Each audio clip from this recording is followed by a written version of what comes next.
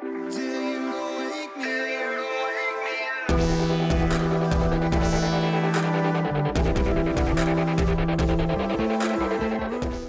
everybody, what's up? I'm Joe Longo. This is Erick Dupree. You might remember me from 30 Days of Inspiration. This is just apparently the Joe Longo show now, with Erick today. Hi. So we're in Three Queens. We just did a little photo shoot of Erick, specifically for this, tapping into Erick's mysticism, Sure. magic, Maybe. all the sides of Erick, maybe the sides that not everybody sees of Erick. But I wanted to sit and chat with you really because of that side. It's very interesting to me. So I wanted to pick your brain a little bit and just chat about what it's like to... First, is it odd to call you a mystic? Is it weird? It's not, because I think for a long time it could have been weird. But I think the maybe older I get, or the more people are aware of that part of me in our shared community, like the yoga community or like the Philly community, the less weird or awkward it is. And I think mystic is a lot more comfortable than, say, magic maker or tarot reader, or dare I say, like, witch or magic practitioner or something like that. But I kind of feel mystic puts it's all of that. It's all right? of it, right. But when you see those pictures now, and that drag, but I think, because it's not this. But I think, I think mystic is like really comfortable, and I think it's like all encompassing, and I think that it has like a lot of historic context that feels familiar and like good to people. So not only is Erick a mystic and a yoga teacher, he's an author as well. You wrote a couple of books. I have. I've written several. Right. What's the latest one? I was looking on your website. So the most recent writing that I've done is I did an anthology where I was the editor. It's called Finding the Masculine in Goddess's Spiral, Men in Ritual, Service, and Community to the Goddess. And it's groundbreaking in that many men of various wisdom traditions, but primarily earth-based spirituality, came together and they shared stories of how they have interacted with the divine feminine and how they define that. So everything from Mother Mary to Guan Yin to Celtic goddesses like Brigid to Morgan, to familiar to yogis, Saraswati, Lakshmi, to sort of the overarching goddess concept, greater than you or I. And from childhood experiences to sort of reclaiming and re-identifying toxic masculinity to working out sort of interfamilial relationships. And so it was a really powerful experience. And that came out in the end of 2015 into 16. And it was really interesting for me. I mean, I just went quick through the website, but that jumped out. I really I think I want to read this book. I would like to read that book, Erick. It's a great book, and I can tell you that from that book, I am in the process of curating another volume, because I think the work and the conversation is wider than the audience I initially tapped. I initially tapped a small, mostly pagan audience of people and men, and I think that there now is a wider audience of people, and I don't think I want to use the word masculine. I think that has a sort of a really tight gender binary to it that made sense then, but I think now as I sort of talk to people and I see men's circles happening and forming more, and I think back then when the inception of the idea happened, it wasn't. And so I think now, as I begin to reformulate the idea, and I've talked to my publisher, I'm I want to re-offer and reopen that anthology concept and talk to men like you and men like our friend Danielle and people who have a different concept of wisdom work to like crack open that idea again. And so look, stay tuned. Have you always felt a connection to like that divine feminine, divine mother?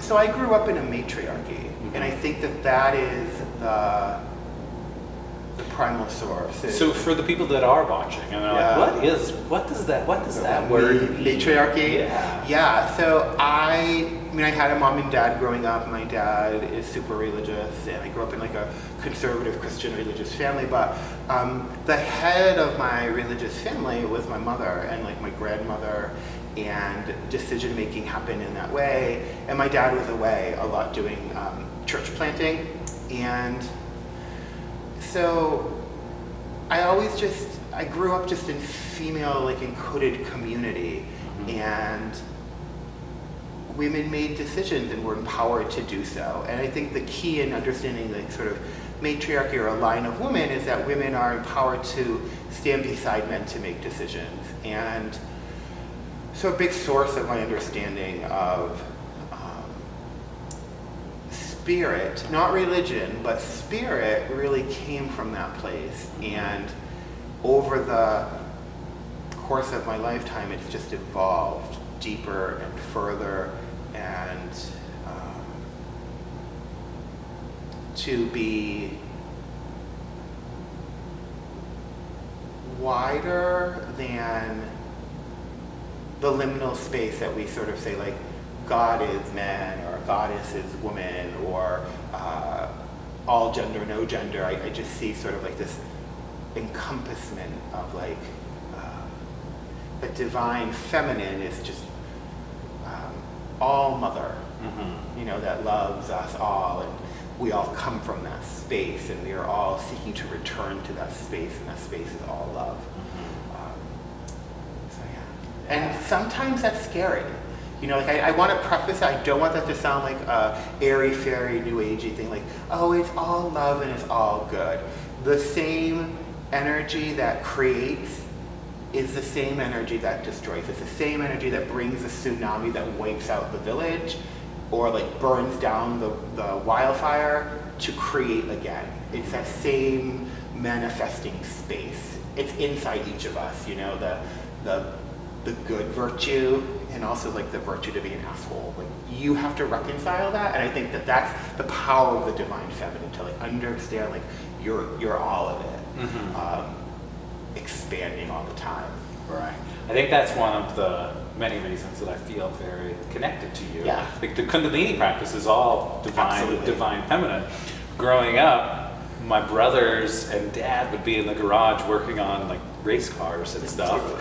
And I would be sitting in the kitchen with my mom and like her Bible study group or, Totally. prayer meeting, things like that. Exactly. I felt so much more comfortable there than in the garage getting my hands dirty. My mom would joke around and be like, Joe just doesn't want to get his hands dirty. Right. Like, no, I don't. And the conversation in here is so much more enjoyable than like, hey, give me that wrench. Right, but it's so funny because like it's not emasculating though to like not be in the wrench. Right. Like the conversation is still compelling and building sustainability and building community. It's just in a different way. Right. And I think that that's the power for men's work, right? The power for men's work, and by men's work, what I mean is like, meeting men where they are, talking about anger, talking about frustration, talking about maybe not finding a job because all you learned was like how to work a wrench, and then like there are no jobs with wrenches, so what do? And I think that that's part of like the conversation with men's work, and like the anthology that I worked on, the new piece that I'm thinking about now is like, there's a lot to be said about sitting around the table and talking about like why we feel the way we do, and that's like has for a lot of men been shut down. And so when I think of the divine feminine, I think like how do we create more space? And so yeah, that makes sense. Yeah. It's interesting. Before I came here, I was teaching my Kundalini meditation class. And I always ask if there's new people because Kundalini, sometimes could be an out there kind of practice. Totally. And a woman brought her son. It's hard to tell. Maybe 10, maybe 13, who knows, in that ballpark. But I start every class by saying, Kundalini is this energy. It's the divine feminine energy that resides inside all of us. And usually there's like one or two other men, but this class there was only one other grown man and this boy. And I'm thinking as I'm saying it, I wonder if he's picking this up and if he's going to go home and say to his mom, what did he mean by the divine feminine is in all of us? Just one of the, it kind of throughout the whole class, that little thing was in the back of my head, I wonder what this little person, if he even heard it, and how he might be processing that. And hopefully it stays with him and realizes that that divine feminine is in us, and it's okay, to be a man and still connect with all of those things. And I think that it's important to just also mention, because the audience is, our shared audience is largely women too. A lot of women don't know what the divine feminine is because patriarchy has silenced it. So I teach predominantly women, it's my yoga community, but it's also my wisdom traditions community, and I'll talk about, we all come from the goddess, or you are goddess. And women have never heard that before. Just this past Thursday, I taught a restorative yoga class, and the whole class is about alone, awesome, and complete within herself, the goddess, spun creation. And women came up to me after, and they're like, I've never heard that before. No one's ever said that to me before. And it just everything made me want to cry, because I've heard these stories for years now, and I was just like, you're a woman of a certain age, much greater than myself, and this is the first time anyone has ever said, you are the goddess. And I was like, Mother, come to me and let me tell you all the stories that you should have been told your whole life. Right. So I think we're seeing a shifting tide in how women and men and trans people and people who live beyond gender are coming into their own, divine generative self. I think it's great. And to Kundalini, I just taught this workshop on awakening our spirit work, and ego lives in the water of ourself, and it clouds our third eye. And Kundalini energy fires us up, fires that kapha in me up, and awakens that third eye to see. And so I just think, people are like, oh, Kundalini, they're so weird with their white hats, but it does. It opens us up to see. And I think it's important for people to see, what do you see in front of you? If you don't like what you see, it's your responsibility to change it. Right. And is what you're seeing really just a reflection back of what you just don't like about yourself? Which is, bingo. Let's move a little from the divine feminine into, let's call it, the knowing. Sure. And Eric and I talked about this the other day. Do you feel, has it ever felt like a weight on you, like, I don't want to know the things? Or more like, this is my responsibility? How does that feel, having the capabilities to look at tarot, or literally just look into somebody's eyes and see what they're asking you to see? Not necessarily what they're asking you to see, but asking for that guidance. Do you ever feel like it's a weight or a burden or something that maybe you didn't want? Right. So I think it's two-part. I think that the opportunity to tune into innate wisdom that's inside of us, in wisdom traditions, like magical traditions, we call it clairs, so clairvoyance, clairsentience, clairaudience, all the clairs, is something that you hone. For some people, it's easier than others. So for me, I don't really know what time that was different. And when I was younger, and I was navigating a lot of trauma in my life as being, openly gay in a hostile environment, I had a lot of, I'm going to say belligerence around it. I could see and I could feel and I could experience other people's BS. And so it's very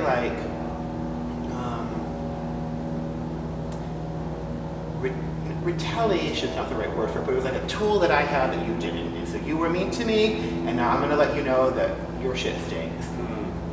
But the older I got, the more I realized that I didn't see it as a gift, and I didn't see it as a burden. I just saw it as a facet of who I was. Like Whitney Houston can sing, and I cannot. But you can sing. A little, but she. He's lying. He can sing. But she's the voice, and I'm not. Fair, right? Fair. I'll give you that. But I can see other people's situations, and I can reflect them back to them in a way that they otherwise could not. So what became clear to me and has become more clear over the years is that the responsibility, Joe, lies in what you do with it. So I don't read everybody's tarot cards, and I don't serve as an intuitive guide to just anybody. And I counsel people now who also are like me that you have to actively turn it off. So I'm gonna hang out with you as your friend, and we're gonna drink beers, and I'm not reading you. I'm just not. Like I'm not interested. Probably because it's not my business. Even if you're really open. Right. It's not just not my business. It's rude, people. It is rude. It's rude. Somebody did it to me once at a concert, and I was like, you do not have permission to look inside my soul. It's not your business. It's just not. Or like if you're dating somebody, not your business. Rude. But I've had to learn that as a skill. I say the harder skill was to learn to not be in other people's business. Than it was to like navigate the responsibility of it.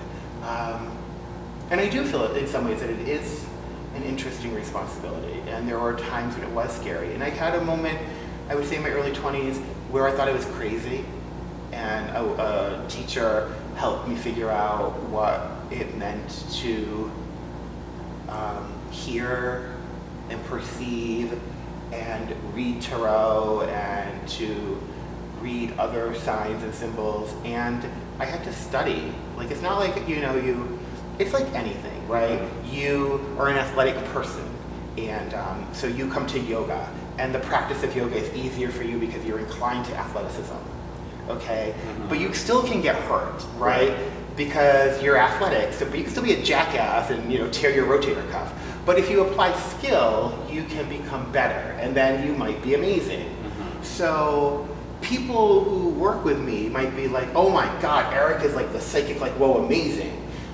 Maybe, I don't know. You can write a referral. He's pretty good. But it's because there's like an innate talent that I've worked really hard to become better at through discipline and study. And I think it's like that for anybody. Does that make sense? Yeah. To answer your question? Yeah. So I think it's a combination of seeing responsibility, being ethical in the practice of applied magic, and then studying. When, do you remember when you were like, what is this? Where did this come from? Like when you had that first realization that you had a gift?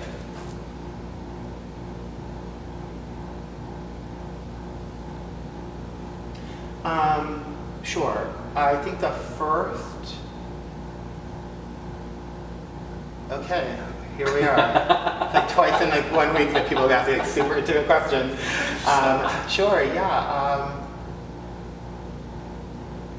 I saw a fight between my parents before it happened. Wow. Did you hold it in or express it to either parent?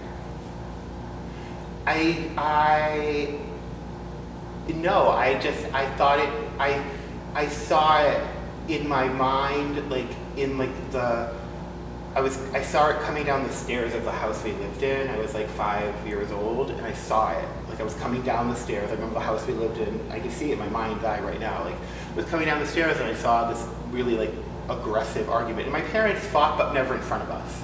So, but I saw it. It was really clear, like as if it was happening in front of me.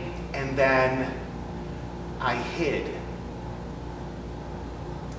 in the other room to see if it would really happen, or did I imagine it?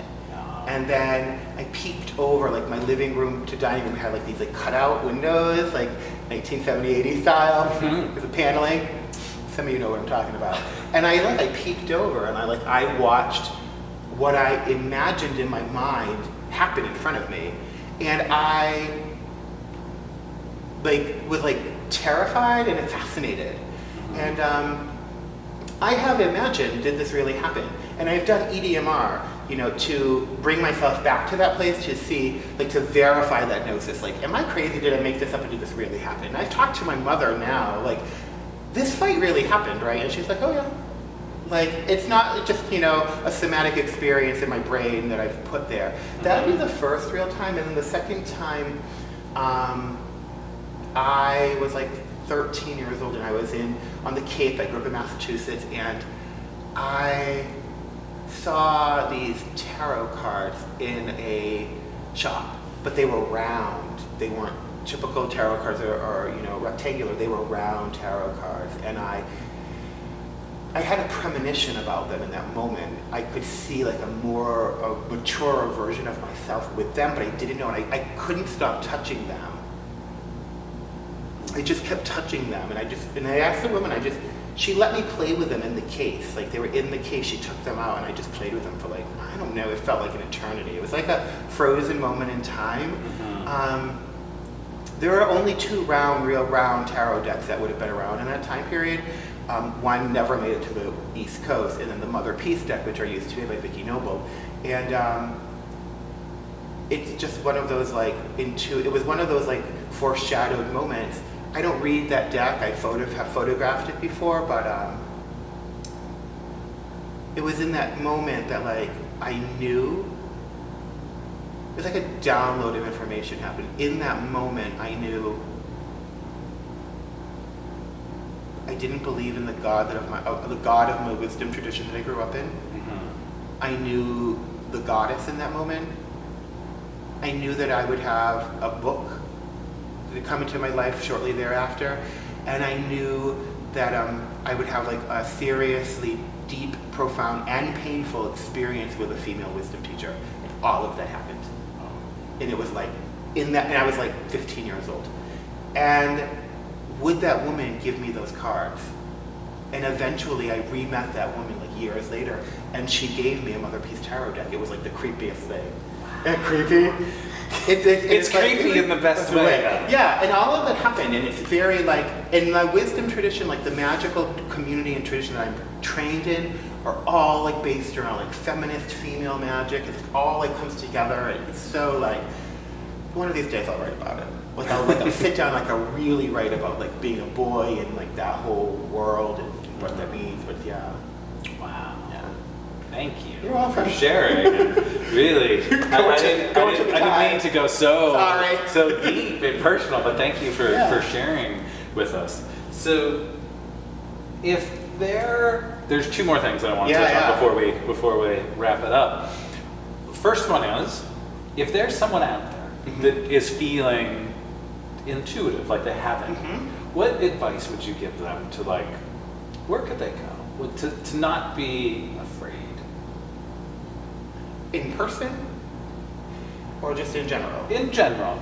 If someone watching is I've had experiences like that and I want to learn more. What would be something good? Let's say I want to learn more, I want to tap into more of my psychic abilities. So I would say the number one spot where I think anyone can go is Mystic Dream Academy online. It's a lot of it is free. The guys that run it are wonderful wisdom tradition teachers. They offer psychic development classes. They're inexpensive to free, and you can learn. You have to do your work. You have to just simply do the work. But the resources are out there. But they are. Yeah, they are, and will repeat itself. And buy a tarot deck. Just buy one. Anyone you like. And just play with the cards. I played with the same deck of cards, not quite sure what I was doing for the longest time. And just step out. Nice. And second, I also noticed on your website that you have a little, it's a blog, but not a blog. what's it called? Help me out. The like a subscription. Oh, People Dark could- Moon Rising. Dark Moon Rising. Yeah. Sorry, I should have known that. You should have known that. Dark Moon Rising. Yeah. Tell us, what is Dark Moon Rising? Because I was very intrigued by that. So, Dark Moon Rising is something that you can subscribe to once a month. And it's something that I send out. And it's like a moon forecast. It's a tarot spread. It's MP3 of me leading you through guided meditations.